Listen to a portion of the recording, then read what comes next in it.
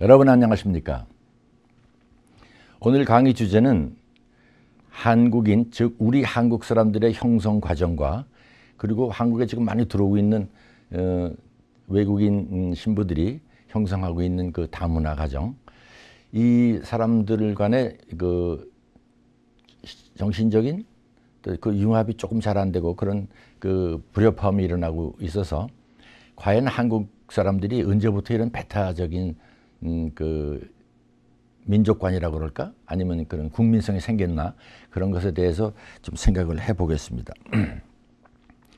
고고학자 입장에서 보면은 한국인은 단일 민족이 절대로 아닙니다. 왜냐하면 한국 사람들이 형성될 때 최초에 우리나라에 살고 있던 정착 인구는 강변이나 바닷가에 살고 있던 신석기 시대 빗살무늬 토기를 남겨놓은 사람들입니다. 근데 그 사람들은 주로 이제 물하고 가까이 살았죠. 우물을 팔지 모르니까. 그런데 그 빗살무늬 토기를 만든 사람들은 바닷가, 강변 이런 데 살고, 그 다음 시대인 청동기 시대 사람들을 보면은 농사를 짓기 시작합니다. 그래서 강에서 좀 떨어져도 개울이 조그마한 개울이 흐르면 그 지역에다가 이제 논을 풀거나 밭을 해서 살 수가 있었습니다. 그래서 그렇게 이 농경인들이 시작이 되고, 그 다음에 북쪽에서부터 북아시아인들이 이제 이민 오는 과정이 있습니다. 그건 중국 대륙에서의 그 춘추전국 시대 대규모 전투, 또는 그 환경이 나빠져서 농사가 안 되고 추워져서 이제 유목민들이 못 살고, 그래서 농경인들을 침략하고 그런 과정이 있었습니다. 그래서 그 사람들이 이민 와서 원래 살고 있던 그 청동기 시대에서부터 살고 있던 농경인들과 섞여 살았죠. 그 이후에 다시 기원전 1세기쯤 인도 계통의 사람들이 상단이 왔다 갔다 하면서 많은 혼혈이 일어나는 증거가 있습니다. 거기에 대해서는 별개의 강의로 그 가락국의 시집온 인도공주라는 강의가 하나 있습니다. 참조하시기 바랍니다. 그리고 우리가 알게 모르게 기록에 남아있지도 않는데도 불구하고 제주도나 전라남도 쪽에 나타나고 있는 그 이상스러운 돌멩이로 만든 그 하루방, 즉 석상 문화가 있는데, 그 석상 문화는 결론부터 말씀드리면 북방계나 뭐 저기 남아시아계의 농경인들하고 아무 관계가 없는 남태평양 계통의 그런 문화가 잔뜩 들어와 있습니다. 그 증거가 아주 많이 남아 있는 거 보니까 옛날에는 더 많았겠죠, 물론.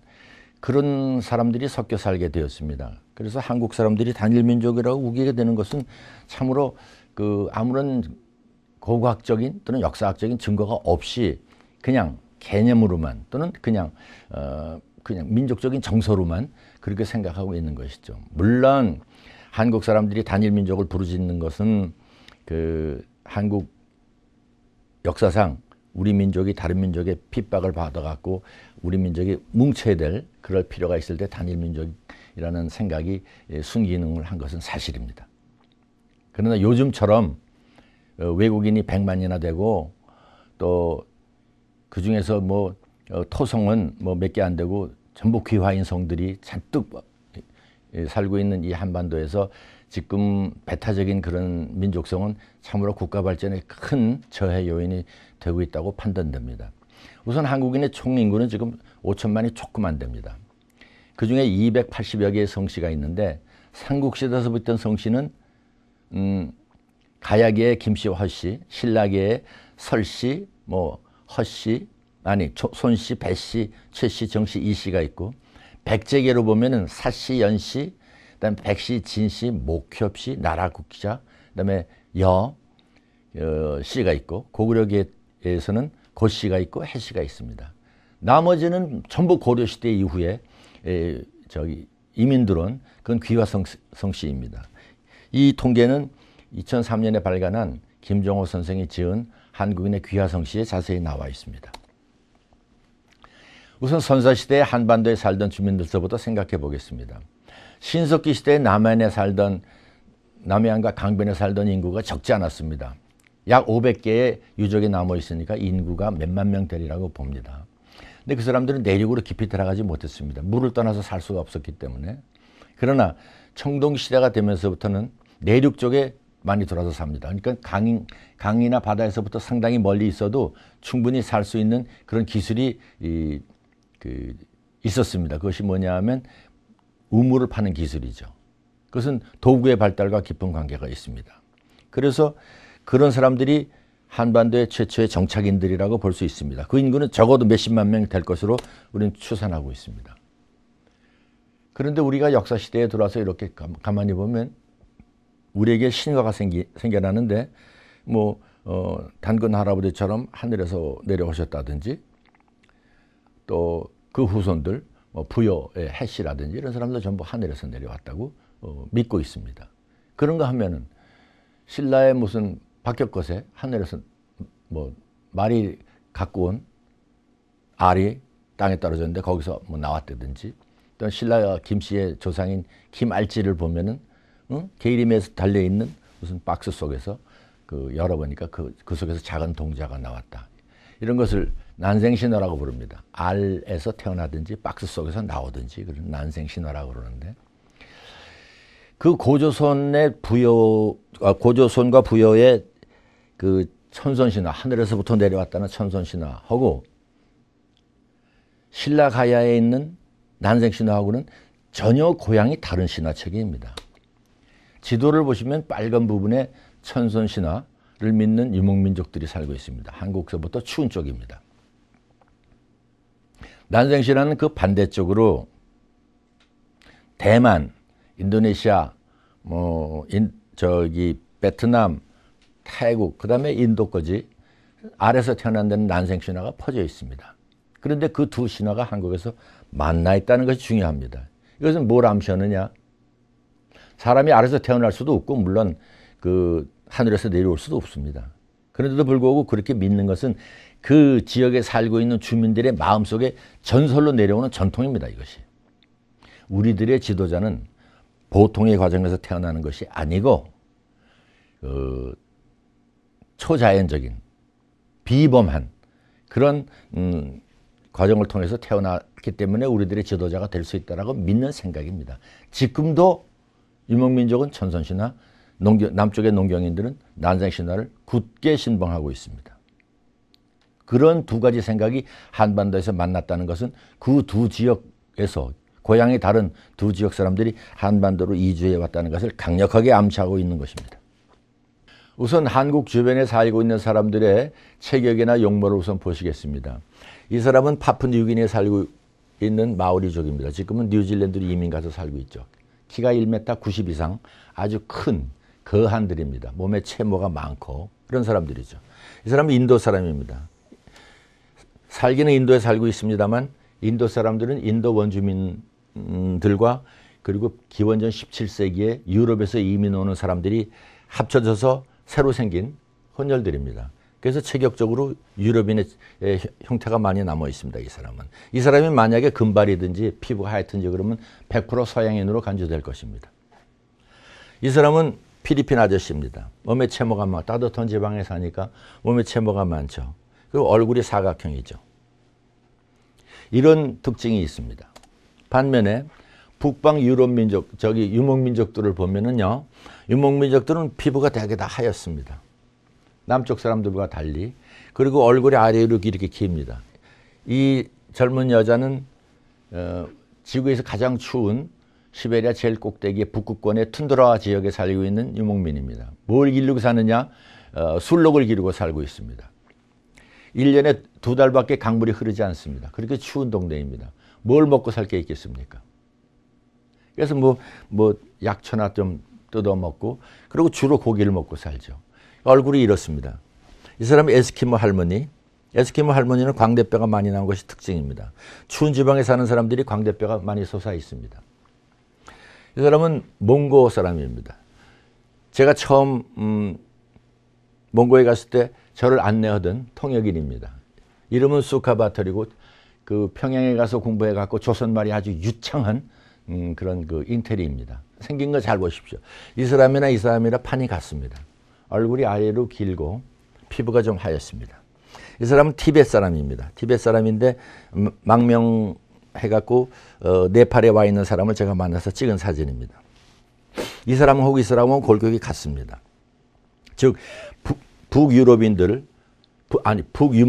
유목민들은 대부분 다 부리아트족, 그러니까 바이칼 호수 주변에 살고 있는 사람들의 유전인자를 몸에 많이 지니고 있는데 한국인도 거기 포함됩니다. 사실은 에스키모 할머니는 우리하고 1만 년 전에 헤어진, 엊그저께 헤어졌습니다. 고고학자가 보기는. 그래서 우리하고 비슷한 것입니다. 그러니까 먼저 보신 이 남아시아 계통 사람들하고 두 번째 보신 이 북아시아 계통 사람들하고는 골격 자체가 다르다 이 말입니다. 어떻게 다르냐? 북아시아 사람들은 얼굴이 아래 위로 길고 이목구비가 작습니다. 반면에 남아시아 사람들은 이 피부가 검고 얼굴이 이 하악골이 넓습니다. 왜냐하면 치아가 크기 때문에 치아가 크면 하악골이 넓어지죠. 그러니까 얼굴이 네모나게 되는 것입니다. 그것은 식량 때문에 그렇습니다. 유목민은 고기를 먹으니까 치아가 클 필요가 없고 농경인들은 채식을 하니까 치아가 크게 되는 것입니다. 즉 치아가 크게 타고난 사람이 우성인 것이죠. 그런 사람들의 유전인자가 남는 것입니다. 한국 사람들 중에는 이 두 가지 요소들이 한국인 속에 다 들어있습니다. 왜 그렇게 됐을까요? 신석기 시대를 지나서 청동기 시대가 되면은 한반도에 갑자기 많이 나타나는 고고학 유적이 있는데 그 고고학 유적이 고인돌입니다.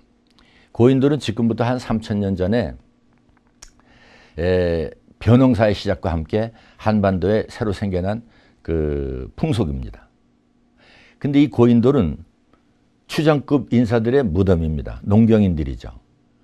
그런 게 고인돌이 우리나라에 3만 개나 남아있단 말입니다.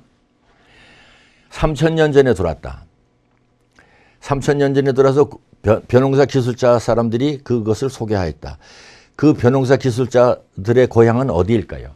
벼농사 기술이 생각해 보십시오. 한국보다 추운 지방이 벼농사 기술의 고향이겠습니까? 아니죠, 물론. 벼농사의 고향은 따뜻한 나라입니다. 지금 태국, 인도네시아, 인도 또는 중국까지 끼어들어갖고 세계 벼농사의 기술은 우리들이다라고 주장하고 있습니다만 그것은 어디까지나 민족주의가 가미된 학설들이고 그런 학생들은 과학적으로는 아무 증거가 없습니다. 환경이 맞아야죠. 환경은 남아시아 적도지대가 맞는 것입니다. 벼의 고향은 원래 아프리카에 있었습니다. 그러나 1만 년 전서부터 아프리카가 나빠지고 환경이 나빠지고 벼농사가 안 되니까 인도 쪽으로 온 것입니다. 그 인도에 와 있던 벼농사 기술, 고인돌은 유럽에서 시작하였습니다. 유럽에서 시작된 고인돌이 이게 다 프랑스, 독일, 영국 일대에 있는 고인돌들입니다. 고인돌은 유럽에서 신석기 시대에 시작해가서 이 기원전 3,500년에 시작해갖고 거기서 그 처음으로 개발한 농경 기술, 그러니까 화전 기술입니다. 그 화전 기술과 함께 고인돌 풍습이 생겨났습니다. 왜? 농경을 하니까 농경을 하는 사람들은 사유지 개념이 생기거든요. 유목민과 달리. 그래서 그 사유지라는 것을 표현하기 위해서 고인돌이 생긴 것입니다. 그런데 그 고인돌 풍습이 아마도 기원전 16세기 유럽 인종의 아리아인이 인도에 많이 이동하였습니다. 그래서 아리아인의 대이동이죠, 그것이. 그때의 고인돌이 묻어온 것 같습니다. 왜냐? 그때쯤 인도에 고인돌 풍습이 나타났거든요. 근데 그때는 이미 인도에는 벼농사 기술은 많이 들어온 지 오래됐습니다. 기존에 와 있던 벼농사 기술과 고인돌 풍습이 만났습니다. 인도에서. 그래갖고 인도 마드라스에서 찍은 사진입니다. 이것은 말레이시아 보르네오 섬에 있는 고인돌입니다. 이런 풍습이 유럽에서 생겨난 풍습이지만 아시아에 들어온 것입니다. 그런 것이 한반도까지 들어와 있습니다. 그러니까 고인돌과 벼농사와 그리고 그런 풍습이 퍼졌다는 것은 고대 사회에서 인구 이동이 있었다는 것을 강력하게 암시하고도 남음이 있습니다. 이것은 아시아에서 제일 북방에 남아있는 고인돌입니다. 지금은 중국이 된 옛날 고구려 땅, 고구려가 생기기 전에 그 길림성입니다. 길림성에 지반시에서부터 한 150km 더 북쪽으로 가갖고 유화현이라는 동네에서 찍은 사진입니다. 이 사진, 이것이 아시아에서는 제일 추운 지방에 있는 고인돌입니다. 이 유화현은 벼농사의 기술이 벼농사가 저절로 가능한 북방 한계선입니다. 즉 고인돌이 발견된 북방 한계선은 벼농사가 기술이 발휘될 수 있는, 즉 벼농사가 가능한 지역의 북방 한계선과 정확하게 일치하고 있습니다. 무엇을 얘기하는 것이겠습니까? 살아서 벼농사 기술자들이 죽어서 고인돌에 묻혔다, 이것입니다. 그것을 지도로 전체로 보시면 다음과 같습니다. 여기가 인도입니다. 여기가 한국입니다. 한국에서부터 필리핀, 베트남, 또 여기 뭐 인도네시아, 말레이시아, 그 다음에 인도까지 그냥 고인돌이 그냥 줄줄이 박혀 있습니다. 이렇게. 이것은 뭘 얘기하는 것이겠습니까? 조금 아까 보신 여러분들이 보신 신화의 지도에서 난생 신화가 퍼져 있는 지역과 고고학자가 그린 고인돌의 분포 지역은 90% 이상 중복되고 있습니다.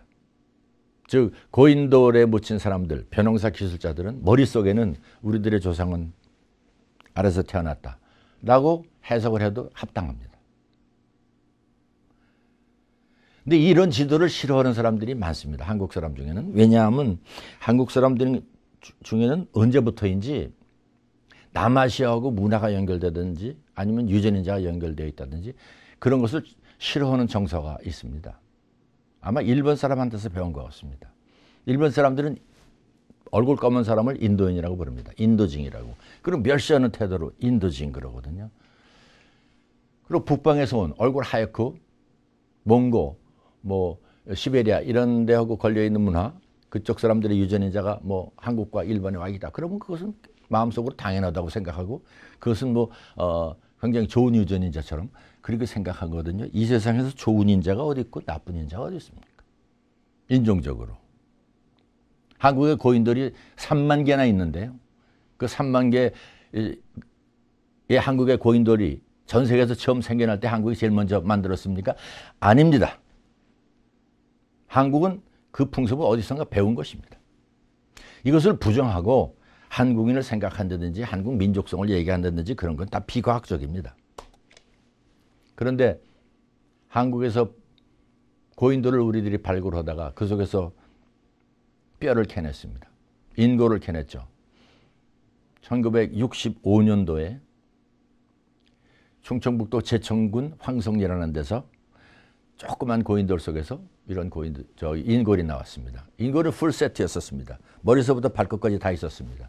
그땐 DNA 검사가 없어서 DNA를 검사 못했습니다만 그때 다행히 서울대학교 해부학교실에서 이 두개골을 개척해 갖고 이 두개골은 유럽 인종형으로 생겼다.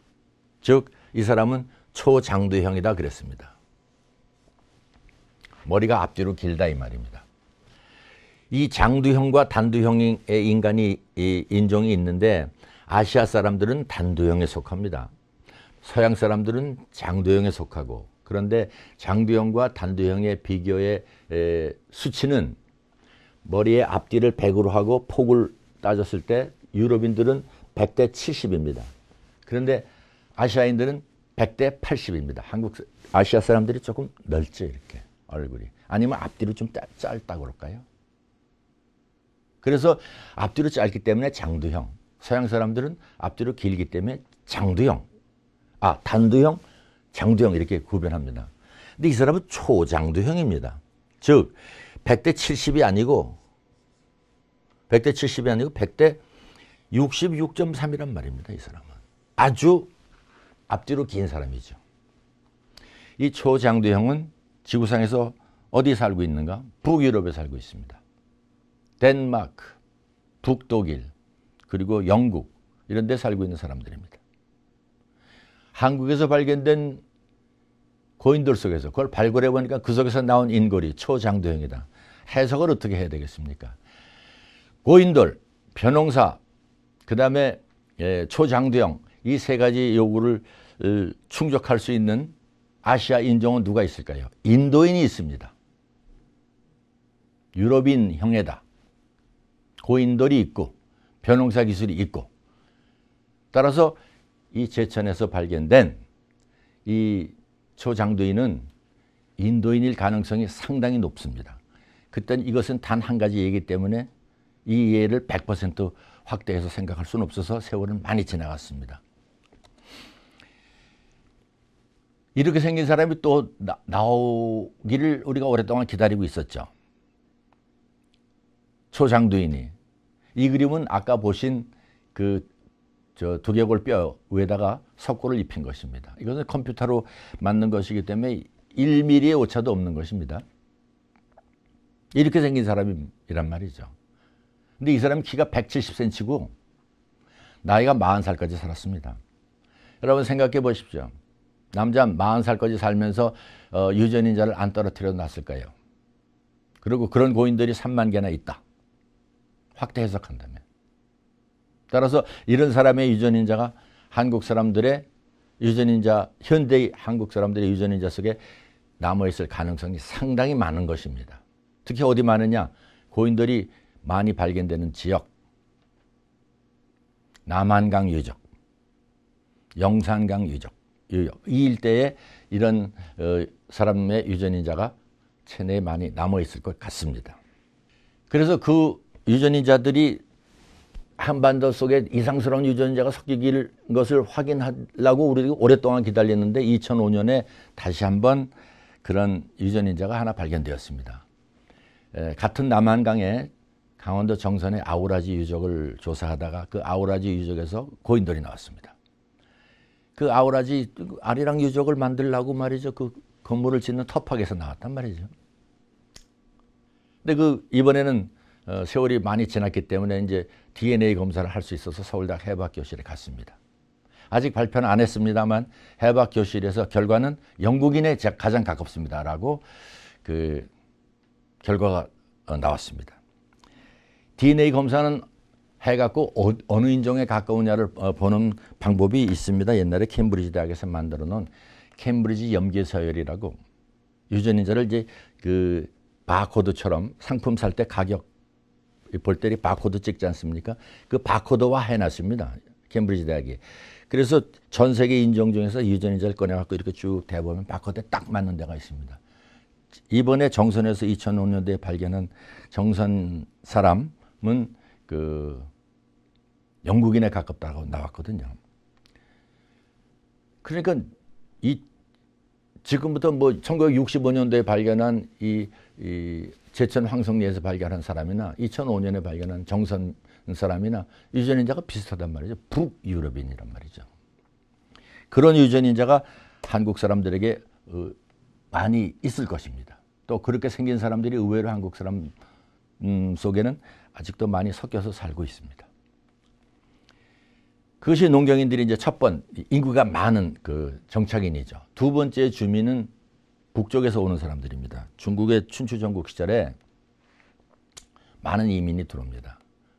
그 이민이 들어오는데 어디서 이민이 들어오는 거니 중국의 황하 유역에 살고 있던 사람들이 들어오는 것이 아니고 황하 이북에 살고 있는 오늘날 몽고, 그 위에 알타이, 그 지역에 살고 있던 유목민들이 많이 이민이 들어옵니다. 그 사람들이 갖고 들어온 풍속은 지금 여러분이 보시는 것처럼 이렇게 솥대입니다. 그들의 신앙입니다. 우리들의 선조는 하늘에서부터 날라온 새가 땅에 있는 사람들에게 전달해준 생명의 씨앗을 받고 태어난 사람들이다 라는 생각입니다. 그래서 요즘 요즘처럼 단오절이 가까워지면은 강릉에서는 벌써 솥대를 깎고 솥대를 세우고 그러고 있습니다. 솥대 위에 새가 앉아 있습니다. 그 새는 인간에게 생명을 갖다 준 정령을 갖고 온 매개자들입니다. 이런 신앙을 믿고 있는 사람들이 바로 천선신화의 주인공들인 것입니다. 그 주민들은 어디 살고 있는 거니 아까 신화 지도에서 보신 그 빨간 지역, 그 천선신화를 신봉하는 사람들, 저기 중앙아시아의 뭐 카자흐스탄, 키르기스탄 거기서부터 북쪽에 알타이 산맥 북쪽으로 쭉 몽고까지 만주를 거쳐서 한국에서 지나서 일본까지 가고 있는 거대한 문화의 흐름입니다. 그것이. 그런 흐름이 한국에 깊이 박혀 있습니다. 언제 들어왔느냐? 춘추전국 시대에 들어왔죠. 전쟁 때문에 들어왔습니다. 날씨 때문에 돌았습니다. 그 기록은 중국의 역사가인 진수가 쓴 삼국지라는 책에 자세하게 나와 있습니다. 신라의 전신은 진안입니다. 그 진안이는 나중에 신라가 됩니다. 진안인이 이민 오니까 많은 사람들이 자기네 동족 땅을 떼어서 농사를 짓게 하였습니다. 그랬더니 웬걸 농사 지을 줄 알아야죠, 유목민들이. 그래서 농사를 지을 줄 모르니까 농사 기법도 가르쳐달라. 그래갖고 농사 기술자를 파견해서 그 사람들 하여금 농사를 짓게 합니다. 근데 그 진안인이 자라서, 진안인은 따라서 중국 북쪽에 살고 있던 진시황제의 진나라에서부터 이민 온 사람들이라고 아주 중국 역사책에 명기하고 있습니다. 근데 그 진인은 누구인가? 진인이 흉노입니다. 오늘날 몽고로 대표되는 유목민족의 대표적인 그 종족들이죠. 그 흉노들이 세운 나라가 진안이 발전해서 신라가 되었습니다. 그래서 흉노의 언어인 신라어는 알타이어에 속하는데 그것이 신라어가 되고 그 신라어가 신라 통일 때문에 삼국일 통일하는 바람에 현대 한국어로 연결된 것입니다. 그래서 한국어가 흉노어를 하는 것입니다. 현대 한국어가 그래서 알타이어가 된 것입니다. 중국어는 알타이어가 아닙니다. 즉 한국하고 중국하고는 어깨를 붙이고 말이야 몇천 년 동안 같이 살아왔는데 중국어를 우리가 안 쓴단 말이죠. 이런 문제가 이 신화학이나 역사학이나 고고학으로서 이렇게 증명되고 있단 말이죠. 즉 중국인하고 섞이지 못했다 우리가. 맨 처음에 고인도를 만들던 남아시아 계통 사람들, 어쩌면 유럽적인 유전인자를 몸에 지니고 있었을 농사꾼들 위에 유목민족들이 들어와서 섞이게 되었습니다. 아마 두 민족이 섞이는 과정에서는 굉장한 충돌이 있었을 것입니다. 아무 기록은 없습니다. 그러나 나중에 들어온 유목민족들이 헤게모니를 잡고 그 사람들이 국가를 세우고 그래갖고 사회를 튼튼하게 만들어서 이제 신라 통일을 이뤄서 한국어가 지금 신라어를 하고 있는 것입니다. 그러면 먼저 살고 있던 농경인들이 하던 말, 농경인들이 농경어를 썼을 거 아니겠습니까? 그 말은 다 어디로 갔을까요?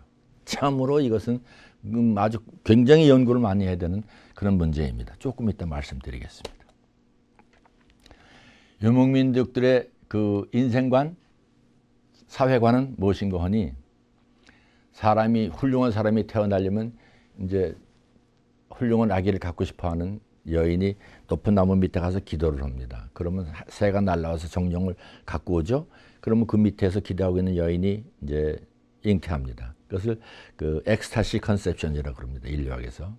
그런 과정으로 태어난 사람이 지도자가 됩니다. 즉 칸이 됩니다.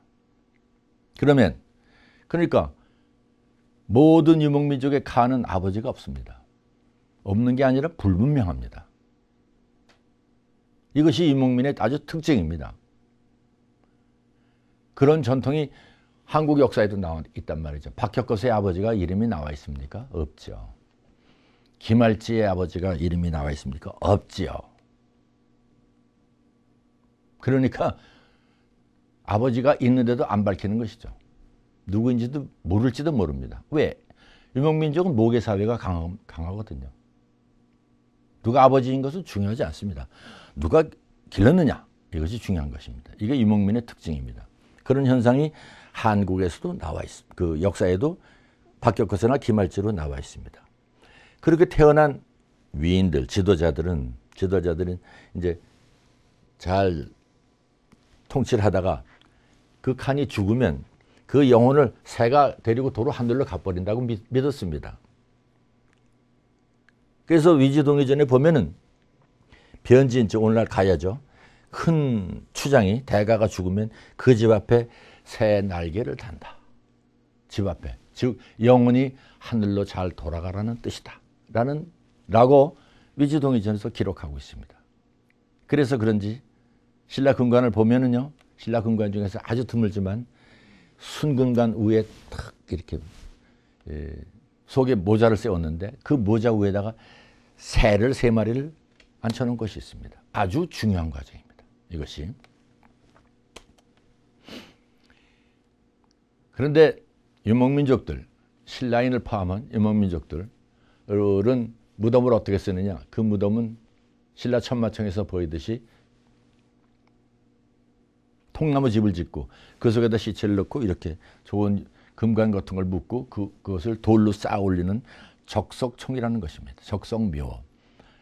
그게 이제 학명으로는 쿠르간입니다. 그 쿠르간은 알타이 말을 하고 있는 모든 민족들, 그러니까 저기 카자흐스탄, 키르기스탄 거기서부터 알타이를 지나서 몽골을 지나서 한반도를 지나서 일본까지 그 지도자들, 즉 칸들은 이런 적석묘에 묻히는 것입니다. 그러니까 신라 금관도 예외 없이, 즉 신라 통치자의 무덤도 예외 없이 이런 적석묘입니다. 이 사진은 제가 카자흐스탄에서 중국 호구 접경 지역입니다. 거기서 헬리콥터를 빌려갖고 하늘에서 찍은 것입니다. 땅에서는 너무 커서 찍을 수가 없습니다. 사람이 요만한데 사람이 너무 커서 찍을 수가 없어서 헬리콥터를 빌려서 하늘에서 찍은 사진입니다. 그 속에서 이런 금으로 만든 솥대들이 발견됩니다. 이 솥대는요, 나무 위에 새가 앉아있죠, 이렇게. 잘 보시면 여기 나무 위에 새가 앉아 있습니다. 새. 여기 나무. 그러니까 신라인의 영혼관, 유목민의 영혼관, 하늘에서부터 생명의 씨앗을 새가 가지고 왔다라는 생각이 여기 정확하게 나타나 있는 것입니다. 그것이 신라 금관에 정확하게 나타나 있고, 몽고의 흉노의 추장에 머리에 쓰여있던 모자에도 이런 새가 뜩 앉아있단 말이죠. 돌아가신 몽고의 추장을 새가 그 영혼을 데리고 하늘로 간다. 그런 뜻입니다.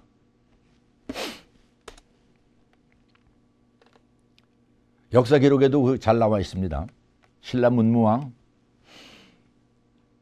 사극에 많이 나오는 그 김춘추의 아들,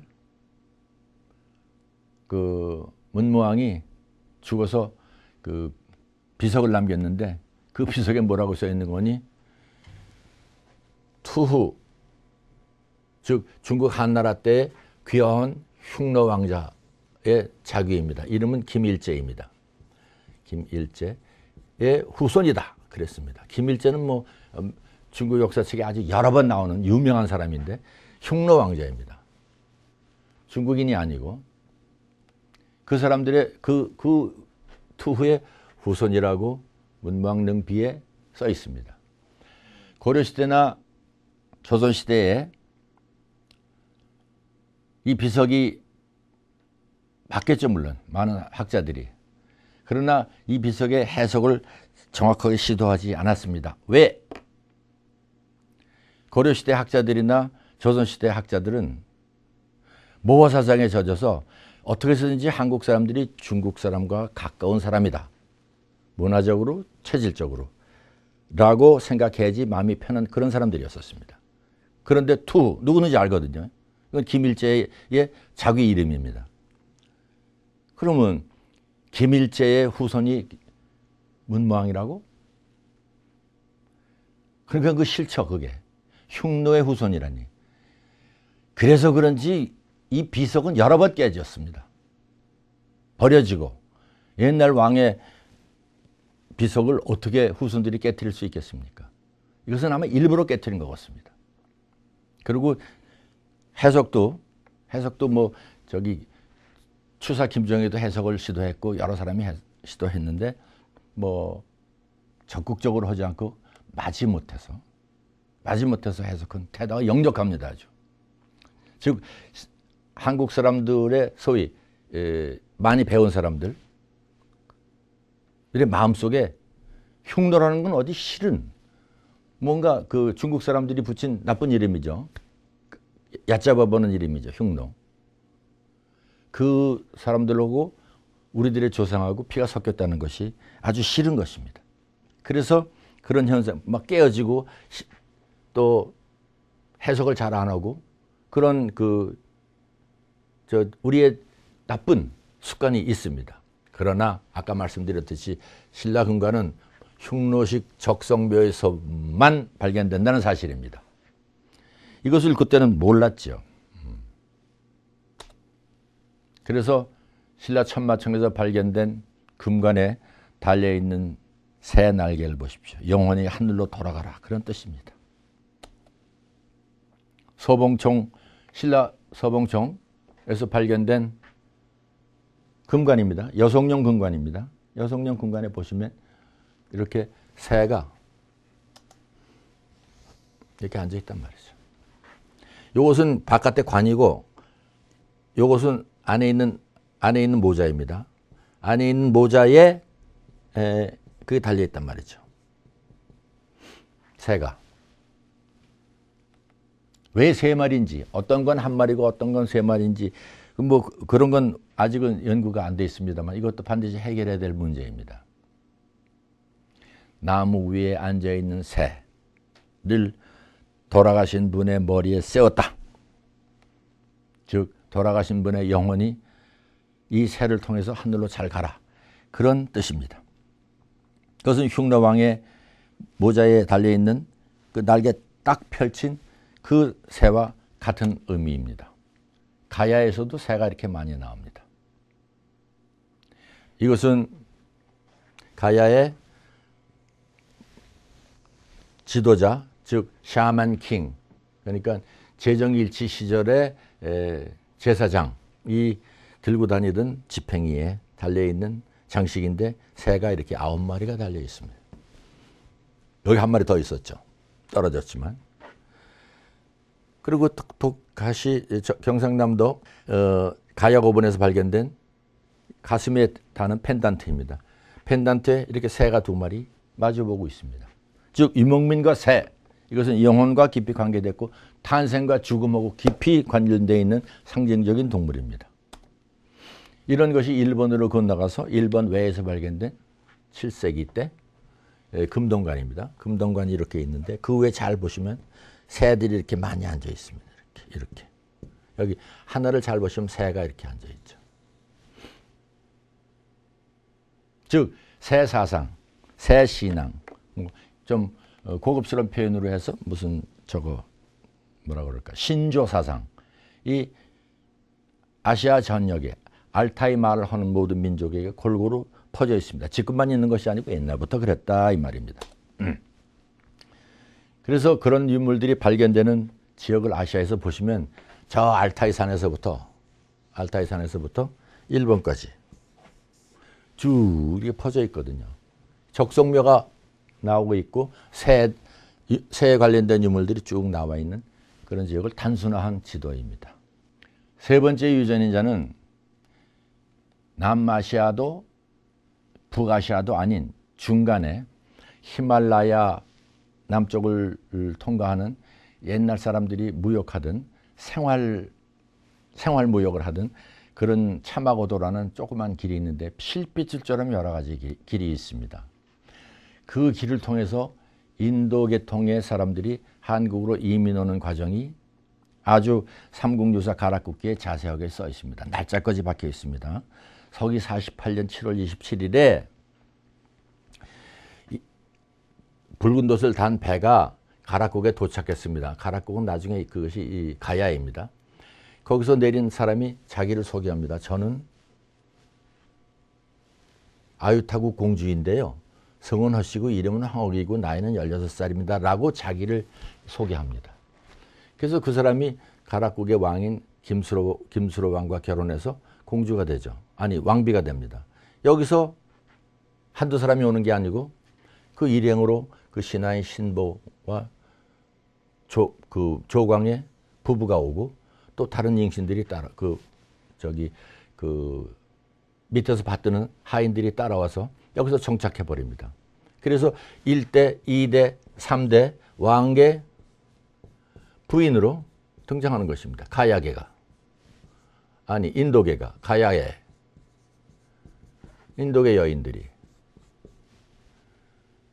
그래서 3대 이렇게 내려가서 가야 왕족을 형성해 버리고 말았습니다. 즉 한국의 고대 국가의 왕족의 유전인자의 인도계의 유전인자가 계속해서 들어가게 되는 사건입니다. 근데 이 사람들은 한두 번 왔다 갔다 한 게 아니고 여러 번 다니던 사람들입니다. 어떻게 하느냐? 다른 그 지역에 있는 그 고대 사찰 같은 데보다 현판에 보면은 이 사찰은 뭐 인도에서 온 그 허황호 공주의 오빠인 장유 화상이 만든 절이다. 뭐 이런 기록들이 남아 있습니다. 그러니까 계속해서 사람들이 다닌 것이죠. 그 사람들은 뭐 하러 다녔느냐? 장사하러 다닌 상단들입니다. 히말라야, 즉 인도에서부터 히말라야를 거쳐서 중국의 남쪽을 거쳐서 양자강을 따라서 한반도에 도착하는 그런 사람들입니다. 그런 사람들이 남긴 고고학적인 유적은 다음과 같습니다. 물고기 두 마리가 마주보는 사진을 좀 위로 보여주시면 물고기 두 마리가 마주보고 있는 쌍어문이 이 신라 가락국에 저기 김해 가락국에 남아 있는데 더 다른 사진을 보시면 이렇습니다. 수로방릉에 물고기가 이렇단 말이죠. 어항 속에 물고기 두 마리가 있습니다. 이렇게 같은 건물입니다. 이것이 세월이 지나서 나쁘게 되니까 그걸 고쳤어요. 91년에 고쳐서 가보니까 여기 물고기가 있는데 같은 자리에 다른 그림이 있는 것입니다. 그러나 물고기 두 마리가 마주보고 있는 포맷은 바뀌지 않는 것입니다. 그리고 김해 뒷산에 있는 신어산이라는 산이 있는데 거기 은하사라는 큰 절이 있습니다. 큰 절에도 이렇게 물고기 두 마리가 마주보고 있는 그림이 그려져 있고 경상남도 일대의 옛날 사찰의 뭐 조각으로 그림으로 이렇게 물고기가 마주보고 있는 그 쌍어문이 도초에 남아 있습니다. 이것은 가락국만이 갖고 있는 즉 가야가 상징으로 하는 자기네들의 국가 브랜드입니다. 국가 상징이죠. 그러니까 내셔널 엠블렘입니다. 근데 동식에 살고 있던 고구려 백제 신라에는 이런 엠블렘이 없습니다. 이것은 가야만의 독특한 것입니다. 그런데 이 가야만의 독특한 이 상징이 그 여인이 자기 고향이라고 얘기한 인도 아유타국에 갔더니 도초에 있습니다. 인도의 아유타국은 오늘날 인도말로 아요디아라고 부르는데 그 아요디아는 인도 북쪽의 북주, 동서남북의 북주인 우타르프라데시주에 있습니다. 우타르프라데시주는 한국으로 치면은 서울을 둘러싸고 있는 경기도와 같은 것입니다. 그 우타르프라데시주의 주장이 물고기 두 마리가 마주보고 있는 이 상징들입니다. 이 상징. 그 아요디아는 라마교의 중흥시조인 힌두교 중흥시조인 그 라마 왕의 탄생지입니다. 그 탄생지에 1000개 이상의 힌두교 사원이 있는데 그 힌두교 사원에 하나도 예외 없이 이렇게 쌍어문이 그려져 있습니다. 물고기의 종류는 다릅니다. 그러나 물고기 두 마리가 마주보고 있는 이 형식만은 예외가 없습니다. 그 지역에서 근무하고 있는 경찰들이 쓰고 있는 모자에 달려있는 빠찌를 잘 보시면 그 속에 물고기 두 마리가 딱 보이시죠? 물고기 두 마리 이렇게. 두 마리. 뿐만이 아닙니다. 우타르프라데시 주에 굴러다니고 있는 모든 관용차의 번호판에는 이렇게 물고기 두 마리가 마주보고 있습니다. 이런 것이 허황옥 때문인지 아니면 계속되는 문화 전파 그 과정에서인지 몰라도 한반도에 들어서 가야 나라 김해 부근에 경상남도 일대 꽉 들어차 있습니다. 그러면 허황옥 여인이 인도에서부터 뭐 배를 타고 한국에 와서 가락국의 왕비가 되었다는 사실을 그런 그 삼국유사의 기록을 믿지 못하는 역사학자들에게 이런 고고학적인 증거는 지워버릴 수 없는 이건 화석과 같은 것입니다. 이런 것을 무시하고 역사를 해석하면은 그건 큰 실수를 하는 것입니다. 가락국기를 무시하던 그동안 많은 사람들. 그 사람들은 이 물고기를 보고 어떻게 생각하겠습니까? 그 물고기는 인도와 한국만이 있는 것이 아니고 그 상단들이 옮겨 다니던 모든 상권 안에 다 있습니다. 그것이. 파키스탄, 그 위에 아프가니스탄, 한국 쪽으로 와서 중국 남쪽의 운남성 사천성 일대에 건축에 쓰여진 벽돌, 새겨져 있는 쌍화문입니다. 더 멀리는 이스라엘, 예루살렘입니다. 오병이어, 레바논, 이라크, 방글라데시, 중국, 네팔, 그리고 일본의 것이 남아 있습니다. 이건 잘 안 보이시죠? 요 잘 보시면 이 여인이 입고 있는 옷에 쌍화문이 수백 개의 조가 그려져 있습니다. 이 여인은 일본 사람들이 생각하고 있는 고대 최초의 일본 통일국가인 야마다이, 즉 야마대국의 여왕 히미코입니다. 비미호. 이 여인의 초상을 일본 사람들이 상상해서 그렸는데 그 화가가 어쩐 일인지 그 여인이 입고 있는 옷에다가 물고기를 이렇게 잔뜩 그린 것입니다. 즉, 이 물고기를 신앙으로 하는, 물고기가 사람을 보호하고 뭐 저기 화분을 보호하고 뭐 빵을 보호하고 등등등등, 한국에서는 종 또는 탑을 보호하고, 그런 신령스러운 물고기가 사람을 보호한다는 생각이 전 세계에 퍼져 있습니다. 그런 생각이 퍼져 있는 전 지역을 다 살펴보니까 여기가 한국입니다. 여기가 인도입니다. 여기가 지중해입니다. 거기서부터 이렇게 퍼져 있거든요. 여기가 바로 그 유명한 자마고도입니다. 그걸 통해서 다니던 상단들, 물건을 옮기던 사람들이 남겨놓은 유적이 고고학자의 눈에 딱 지도에 잡힌 것입니다. 이것은 고대 실크로드의 일부분은 중복되고 일부분은 새로운 것입니다.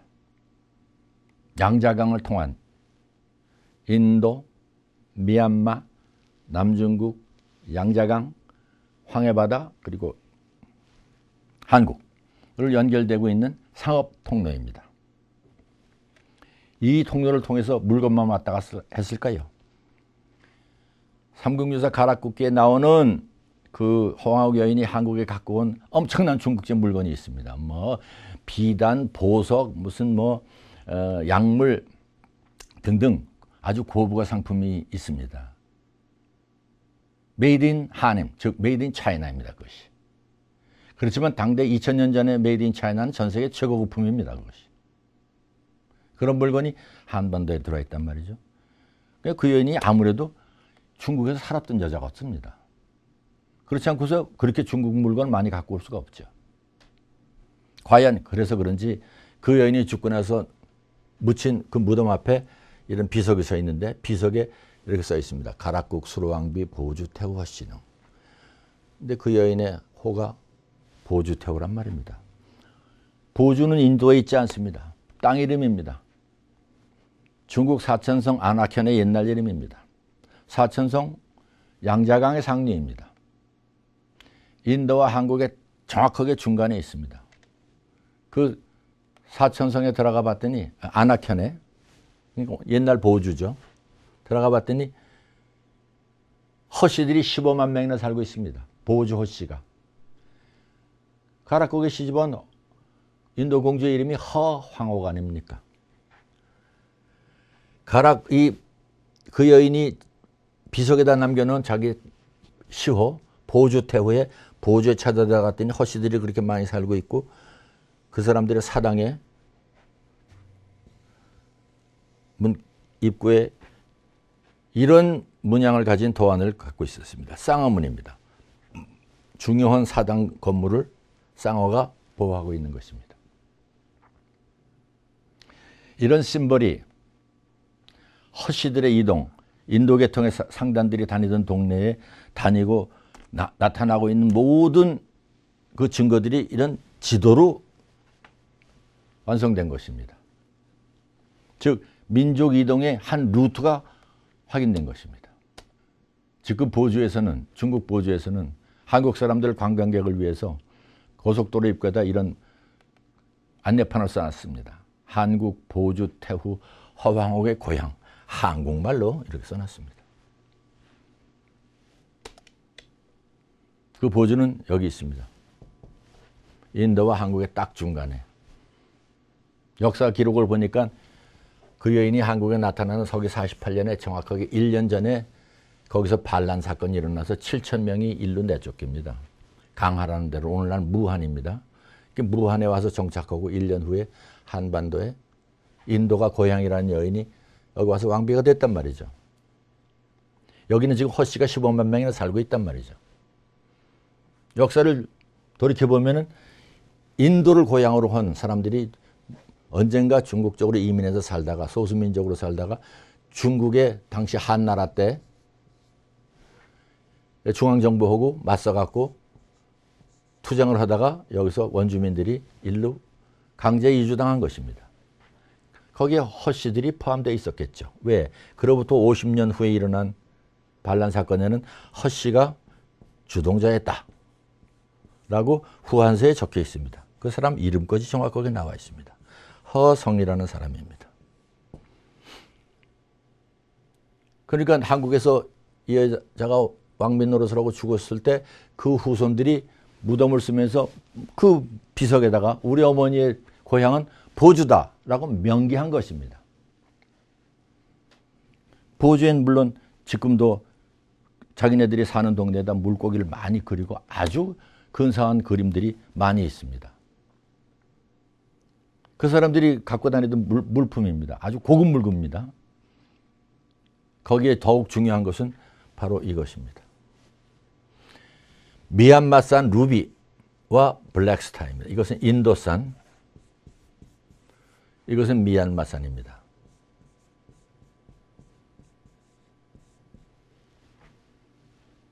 뭘 얘기하느냐? 그 사람들이 다니고 있던 그 상업 루트에서 걸려있는 그 지역에서 나오는 모든 특별한 아주 고급 물품을 한반도에 전달한 것입니다. 그러니까 아주 요즘으로 치면은 고급 수출입업자들이죠. 한두 번만 다녔겠습니까? 사람들이. 그 사람들이 한국에 와서 김해 김씨와 김해 허씨의 조상을 이루었습니다. 근데 김해 김씨와 김해 허씨의 지금 한국의 인구가 얼마입니까? 아까 280성 중에서 김해 김씨와 김해 허씨는 2성밖에 안 됩니다만 인구가 600만입니다. 그럼 그런 유전인자를 받은 사람이 600만이나 한국에 살고 있습니다. 단일민족이라고요? 단일민족이 그렇게 쉽습니까? 이건 인도에 남아있는 그 허황옥 공주의 기념비고, 이것은 중국 사람들이 허황옥은 중국에서 태어났다, 아나켄에서 태어났다라고 붙인 자기네 선전판입니다. 알고 봤더니 그 물고기가 사람을 도와준다는 신앙은 페르시아 신화에서 시작되었습니다. 영생불멸의 영약을 생산하는 멋진 그 나무가 있는데 그 나무의 뿌리를 물속에서 보호하고 있는 물고기 이름이 있습니다. 2마리가 있는데 그 물고기 이름이 카라어입니다. 카라피쉬. 그런 생각이 중동에 있단 말이죠. 그것이 인도로, 중국으로, 그리고 한국으로 전달된 것입니다. 한국에 와서는 그 가라라는 뜻이 말이 나라 이름으로 되지 않았나. 가락국, 가라국, 가야국으로 이름을 천천히 바꾸거든요. 그것은 후세 사람들이 발음이 달라져서 그런 것이지 뜻은 다 같은 것일 것입니다. 마지막에 한국에 들어오는 문화의 물결이 남태평양 것입니다. 적도지대 문화입니다. 그것은 제주도와 전라남도에 많은 하루방입니다. 돌하루방. 벌거벗은 사람이 두 손을 이렇게 가운데다 이렇게 대고 눈을 부릅뜨고 마을을 지키고 있죠. 집을 지키거나 마을을 지키거나 성을 지키거나 그런 것입니다. 제주도 분들은 몽고 시대에 몽고 사람들이 와서 남겨놓은 유적이라고 생각하지만 몽고에는 하루방이 한 개도 없습니다. 잘못된 지식입니다. 그것은. 그러길 바라는 희망이죠. 그건 아닙니다. 하루방은 적도지대의 주민들이 벽사신앙입니다. 즉 외적을 물리쳐 달라는 벽사신앙입니다. 증거를 보시겠습니다. 이것은 제주도 거, 2 눈, 어깨, 손. 여기를 잘 보십시오. 이것은 인도네시아의 발리섬에서 제가 찾아낸 120개의 하루방입니다. 아주 미니 사이즈 하루방입니다. 손, 눈, 어깨를 잘 보십시오. 특히 여기는 아주 남녀노유의 그 신분이 확실하게 다 드러나 있습니다. 모자 쓴 사람, 멀가벗은 사람, 어른, 아이, 남자, 여자 다 구별이 있습니다. 한국 거는 남녀노유의 구별은 없습니다. 가야 사람들이 인도 사람들이 믿는 사유체계의 물고기가 사람을 보호한다는 그런 사유세계가 있는가 하면은 한반도 남쪽의 제주도, 전라남도 그 일대는 이렇게 벌거벗은 어떤 상, 그 신의 이름은 없습니다. 못 찾았습니다. 그런 상이 이렇게 배를 이렇게 보호하고 있습니다. 이런 것은 이건 필리핀에서 발견한 것인데요. 더 멀리는 적도지대에 조그만 그 폴리네시아의 섬들이 있지 않습니까? 그 섬들에 이런 석상들이 많이 있습니다. 적도를 따라서. 근데 그 사람들의 직업은 가슴에 그려져 있는 이 배로 알 수가 있습니다. 이 배 보십시오. 돛대를 3개나 세운 그 멀리 다니는 범선입니다. 이런 석상들이 쭉 적도로 연결돼 갖고 필리핀을 통해서 제주도에 연결되어 있습니다. 이것은 절대적으로 해류 관계입니다. 적도 해류는 이 방향으로 흐릅니다. 이렇게. 그리고 필리핀에 부딪히죠. 한쪽은 한국으로 와서 흑조가 되고 또 한쪽은 이렇게 해서 멕시코를 지나서 다시 적도와 합칩니다. 이것은 이 해류는 1년 내내 흐르는 일방통행의 해류입니다. 지구의 자전 때문에 생기는. 따라서 이 해류 방향을 따라서 플랑크톤이 이동했겠죠. 플랑크톤이 이동하는 방향은 먹이사슬의 제일 앞에 있는 플랑크톤을 따라서 먹이사슬의 제일 뒤에 있는 인류까지 이동하는 방향을 암시하는 것입니다. 한국 문화를 보는데 뭐 태평양까지 거론하느냐라고 생각하시는 분들도 있으시겠습니다만 고고학은 그런 것입니다. 거시적으로 지구를 내려다 봐야지만 문화를 해석할 수가 있습니다. 단일민족, 무슨 민족주의, 지금 이러면 안 됩니다. 지금 우리는 이렇게 크게 보시면서 여기는 뗏목 문화권입니다. 뗏목. 이 뗏목을 아웃데리가라고 그러는데 이 뗏목 문화권을 따라서 사람은 알게 모르게 이동한 것입니다. 그 중에 한 파도가 제주도에 부딪힌 것이겠죠. 얼마 전에 제주도에서 만난 식물학자인데 제주도에 난장이 조그마한 선인장이 있는데 그 선인장의 그 원료를 따져보니까 멕시코 원산이랍니다. 그래서 고민하고 계시더라고요. 왜 고민하십니까? 해류를 잘 보시면 멕시코를 통과해서 이렇게 해서 제주도까지 해류가 연결되는데 오는데 1년 반밖에 더 걸립니까 말이지. 한 바퀴 도는데 3년 걸린답니다. 그러면 그렇게 크게 해석하면 뭐 해류를 따라서 식물도 이동하고 플랑크톤도 이동하고 뭐 사람도 이동했겠죠. 따라서 사람의 머릿속에 들어있는 신앙이 함께 온 것이다. 그것이 하루방 신앙입니다. 언어학자들의 분석에 의하면 한국어 속에는 우리가 알게 모르게 인도어의 어휘를 많이 가지고 있습니다. 그 인도어의 어휘는 고대 언어학 용어로 드라비다어라고 그러는데 그 드라비다어를 뿌리로 하는 단어가 한국어 속에 꽉꽉 박혀 있습니다. 중요한 말이 쌀입니다. 드라비다 말로 살, 벼는 벼, 씨도 씨, 풀, 메뚜기, 농기구 가래 이런 단어들은 농경어 계통이죠. 근데 이게 다 인도 말이란 말입니다. 그럼 이런 인도 말들이 어떻게 한국에 들어와 있겠습니까? 인구가 이동하지 않고 기술이 전파되지 않고 기술 용어가 전파될 수가 없겠죠. 한국어는 인도어하고 아무 상관없습니다. 왜냐 한국어는 알타이어니까 유목민족 말이죠. 그러나 이것은 농경어입니다. 인도어입니다. 즉 이런 인도어와 알타이어가 농경인의 인도, 유목민족의 알타이어가 한반도에서 만나서 충돌을 하면서 많은 융합하는 기간이 필요했을 것입니다. 한 300년 걸렸다고 봅니다. 1세기에서부터 3세기까지. 유목민족이 한반도에 도착해서부터 뭐 AD 3세기까지는 거의 기록이 없습니다. 왕 이름만 있지 그것은 기억에 남아있는 왕 이름이지 통치를 실제로 하던 그런 왕들은 아니었을 것입니다. 앞으로는 유목민족의 알타이어만 연구하지 말고 이런 남아시아 계통의 이런 농경어들이 많이 연구돼 갖고 한국 문화가 어떻게 형성됐는가, 단일 민족이 맞나, 이런 것을 깊이 연구하지만 그것이 진정한 의미의 인문학입니다. 그래서 요약해 보시면 맨 처음에 농경인이 살았죠. 그 사람들은 지구력이 있고 토지 소유에 집착하고 뭐 좀 배타적입니다. 사천이 땅을 사면 배가 아프니까. 그런데 유목민들은 그렇지는 않습니다. 유목민들은 전쟁을 많이 해야 되고 그러기 때문에 무기를 많이 발전시키고 과학의 천재성이 있고 정보 능력이 뛰어나야 됩니다. 그러나 한 가지 약점은 역사적 도덕성이 모자란다는 것입니다. 왜냐, 한 군데 정착을 하지 않았기 때문에. 그래서 좀 그 나쁜 성격이죠. 세계사에서 아주 그 실수를 많이 한 민족들이 대개 다 유목민족 계통들입니다.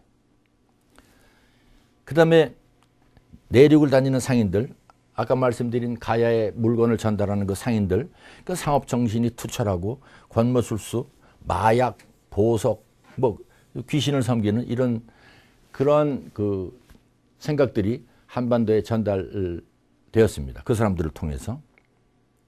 그러나 그 사람들은 한시적인 통치 기술입니다. 농경인처럼 오랫동안 뿌리를 내리고 살아야 되는 그런 생각이 모자라는 사람들이죠. 돌하루방으로 대표되는 해양인들은 모험심이 강하고 지구력이 있고 상인 기질이 있어서 강력하지요. 그러나 요즘으로 치면 국가관이라든지 뭐 그런 것은 좀 약할 것입니다. 왜냐하면 한 군데 뿌리를 받고 몇백 년 동안 살아본 적이 없었기 때문에. 근데 한국 사람들은 이런 사람들이 모여서 한국인을 형성했거든요. 이런 성질이 다 있죠. 여기 지도에 보시는 것처럼 유목민족의 성격, 남아시아적인 그 농경 문화의 성격, 이런 것이 한반도에 다 있단 말입니다. 근데 요즘엔 말이죠, 과학자들이 연구한 걸 보니까 고고학자가 그린 이 신화지도, 뭐 고인돌 지도 이런 것과 어쩌면 이렇게 똑같게도 DNA가 이렇게 연결된단 말이죠. 터키서부터 카자크로 해서 이렇게, 몽골로 해서 한반도까지, 인도에서부터 이렇게. 한국의 의사들이 여러 지역에 살고 있는 그 의사들하고 협동 연구를 해갖고 피를 다 모아서 유전인자를 비교한 것입니다. 이렇게 연결되어 있단 말이죠. 이 지도 때문에 2009년에 나왔습니다만, 지도 때문에 단일민족이라는 생각은 우리 머리에서 빼야 됩니다. 이제 빼지 않고 지금 세계 경영을 갈 수가 없습니다. 근데 지금 우리는 무슨 문제, 정신적인 문제에 봉착하고 있는 거니, 한국인의 사유세계 속에 제일 들어있는 것이 유불선의 개념이죠. 유교, 불교, 선교의 개념인데 거기에 기독교가 지금 플러스되고 있습니다. 그러니까 세계적인 종교가 한국에서 만나서 서로 충돌을 하고 있죠. 지금 충돌 현상이 있습니다. 지도자들이 뛰어난 역량으로 그 충돌을 많이 무마하고 있는 그런 좋은 현상이 지금 나타나고 있습니다. 아주 뒤눈에 보이는 것은 상층 인구에는 새로 들어온 종교, 기층 인구에는 옛날부터 있던 종교가 있다는 사실입니다. 근데 기층 인구가 훨씬 많죠. 상층 인구가 적습니다. 이런 것이 정치적으로나 사회적으로나 그 사회적으로 좀 불평등을 느낄 만한 그런 사람들을 정치적으로 잘 고려해야 되는 것이 지금 우리 지도자들이 판단해야 될 문제입니다. 잘못 판단하면 한국의 미래는 동양 종교가 서양 종교를 포위하는, 동양 종교가 기존에 있던 종교가 서양 종교를 포위하는 그런 현상으로 가게 됩니다. 여러분들은 우리의 후손이 이스라엘처럼 아랍에 휩싸여서 사는 것을 바라십니까? 아니면 평화롭게 사는 것을 바라십니까? 이거 꼭 지도자들이 아주 정말로 심각하게 생각해야 되는 그런 문제에 봉착하고 있습니다. 최근엔 더더군다나 남쪽에서부터 많은 그 결혼 이민들이 들어와서 다문화 가정을 형성하고 있습니다. 근데 다문화 가정 인구가 매년 5천 가구씩 늘어나고 있답니다. 근데 우리들이 거기에 대한 정책은 지금 따라가고 있는가 말이죠. 그 사람들이 지금 와서 노동하고 있는 사람들이 저거 하고 저기 뭐 불법 체류자라고 그래요. 그럼 그 사람들이 여기 와서 아기를 낳았다 그러면 아기에게 시민권을 주지 않아요. 그럼 그 아기를 데려가려고 해도 여건이 없어서 못 데려갑니다. 이런 불편함을 누가 규정했습니까? 한국의 법이 규정한 것이죠. 한국의 법이 이것이 배타적인 법입니다. 미국이나 영국은 속지주의를 택하고 있습니다. 그 나라에서 태어나면 무조건 그 나라 사람입니다. 한국은 속인주의입니다. 속인주의. 굉장한 배타주의죠. 속인주의를 해갖고 세계적인 국가를 건설한 민족이 없습니다. 그리스 로마 시대서부터 그 사람들은 포용력을 갖고 자기네 시민권을 다 줬습니다. 한국은 무엇을 배워야 되겠습니까? 지금 5천 가구씩 다문화 가정이 늘어나고 있습니다. 제가 고고학자가 왜 이런 고민을 하는가 하니 한국, 우리 세대가 만든 한국의 경제, 한국의 질서, 민주주의 이런 것들이 잘 지금 이루어져서 이만한 집이 됐는데 그 집을 살게 하는 키를 우리 후손들에게 잘 만들어서 좋은 키를 줘서 넘겨야지. 엉성한 상태로 어정쩡한 상태로 그 국가의 주도권을 그 젊은 사람들에게 맡기면 그 사람들이 그걸 어떻게 경영하란 말입니까? 지금 기반을 잘 다져야죠. 사회적인 기반을, 정신적인 기반을, 그리고 교육적인 기반을. 다문화 가정 출신들이 특히 그 자국의 자기 모국에 돌아가서 어머니의 나라에 돌아가서 뭐 기술자로도 일할 수 있고 뭐 대사로도 일할 수 있고 또는 뭐 회사의 CEO로도 얼마든지 일할 수 있는 그런 기회, 그런 교육을 우리가 지금 생각해내야 되는 것입니다. 방법은 아주 쉽죠. 마음만 열면 됩니다. 제 얘기는 여기서 끝이겠습니다. 경청해 주셔서 대단히 감사합니다.